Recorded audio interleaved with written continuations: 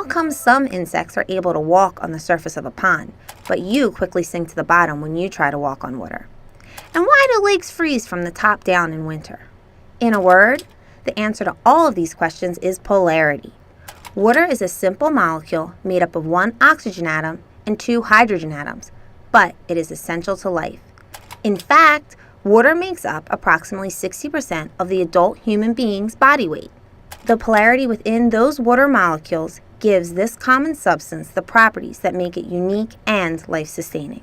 Polarity refers to the unequal sharing of electrons within a molecule. For water, the bonding between the oxygen atom and two hydrogen atoms within a single water molecule is like a tug of war between a big, strong football player and a cute little toddler. Oxygen is a larger atom with more protons in its nucleus than hydrogen. These positive charges are like a person's physical strength. They are able to attract the negatively charged electrons in the bond, just like a strong individual is able to overpower a weaker individual in a tug of war. So, oxygen is able to attract more than its fair share of electrons. Because hydrogen is smaller and has less strength, or fewer protons, it loses the tug of war and attracts fewer than its fair share of electrons. So the oxygen in water behaves as though it's negative, and the hydrogens behave as though they're positive. The bonds within a single water molecule are called polar covalent bonds. Covalent means that the electrons are shared. But, as we just learned, polar means that these electrons are not shared equally. In water, the oxygen acts negative, and the hydrogens act positive. Since negative and positive attract, that oxygen is attracted to the hydrogen atoms in neighboring water molecules. A special type of bond forms between water molecules known as a hydrogen bond. Hydrogen bonds don't just happen in water either. They can form between a water molecule and different substances that are polar or ionic.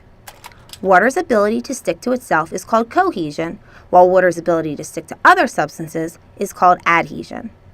Now, think back to the initial questions. First, why are some insects able to walk on water?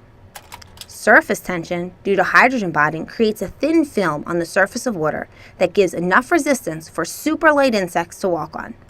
You can't walk on it because the hydrogen bonds aren't strong enough to hold you up. Why does ice float on top of liquid water? For most other substances, the solid state is more dense than the liquid state. But that is not the case for water. Hydrogen bonds keep water molecules farther apart in frozen water than in liquid water. The farther apart the molecules are, the less dense that solid is. So ice is about 9% less dense than water, which means it floats on the top. That's why lakes freeze from the top down and aquatic life is able to survive through a cold winter every year. It is the polarity of the water molecule and the resulting hydrogen bonding that account for water's unique properties.